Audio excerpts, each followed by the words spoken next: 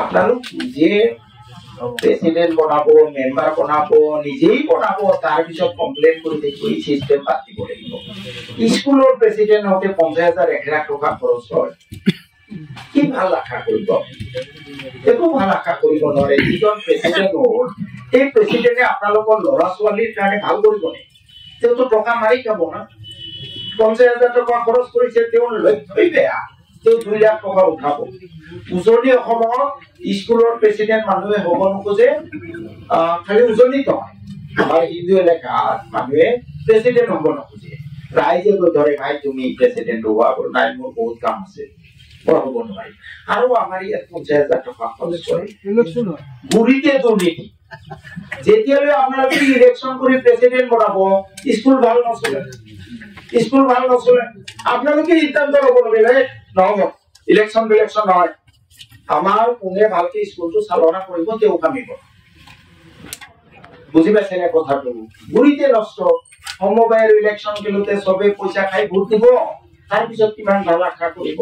এই মেম্বাৰ প্ৰেসিডেন্টে দুৰ্নীতি কৰিব, চাউল বিক্ৰী কৰিব না। প্ৰেসিডেন্ট হতে 20 লাখ টকা খৰচ কৰিব লাগিব, মেম্বাৰে 10 লাখ টকা কি 2 লাখ টকা খৰচ কৰিব লাগিব।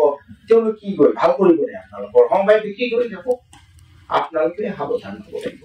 আৰু এনেই খালি মোৰ ওচৰত কমপ্লেইন কৰি থাকিলে নহ'ব, অমুক হৈছে, একো কাম নহয়। কাৰণ আজিকালি ৰেচন কাৰ্ড দি মাল লওঁতে হেৰি কৰিব লাগে, আপোনাৰ কি কয় এইটো, ফিংগাৰ দিব লাগে।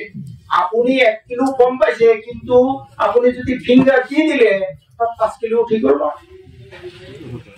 হয় না নাই? ৰাইজ সচেতন হ'ব লাগিব যে মোক 1 কিলো কম দিলে মই ফিংগাৰ নামাৰো। তাৰ কাৰণে অলপ ধৈৰ্য লাগিব, যে যা 4 কিলো গ'লেই মই ফিংগাৰ নামাৰো, পুৰা নিদিলে মই এইটো কমপ্লেইন কৰিম। আৰু কমপ্লেইন কৰিলে নাভাবিব, মুহূৰ্তৰ ভিতৰত একশন হৈ যাব। গোটেই স্কুলেৰে ভৰ্তি হৈ আছে, বছৰত ফল থকা গছত এটা বান্দৰ থাকিলেই শেষ বস্তু। এই গছৰ পাতে পাতে বান্দৰ। বুজি পাইছে না কথাটো? কাৰ ওচৰত কমপ্লেইন দিব? আপুনি সাপ্লাই ইন্সপেক্টৰ এটা চুৰ, ডিটিএছও চুৰ, এডিচিও চুৰ, ডিচিও চুৰ, চব চুৰ। চুৰেৰে ভৰ্তি হৈ আছে। এই চুৰৰ মাজত শতকৰা এটা ভাল মানুহ নাই, শতকৰা 2টা ভাল মানুহ আছে। কমপ্লেইন কৰিলে লগে লগে একশন নাপায়, দৌৰিব লাগিব। আপনাৰ ঘৰত চুৰে হিন্দী গান দিছে, চুৰটো ধৰিবলৈ আপনি বহি বহি থাকিলে নহব নহয়। চুৰে দৌৰিব 100 কিলোমিটাৰ, আপনি 150 কিলোমিটাৰ বেগত যাব লাগিব।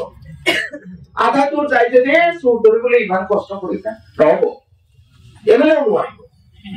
আপোনালোকে এনেকুৱা দুৰ্নীতিবোৰ লৈ ডিটেইল কমপ্লেইন দিব। মই লাগি থাকিম আপোনালোকৰ কাৰণে।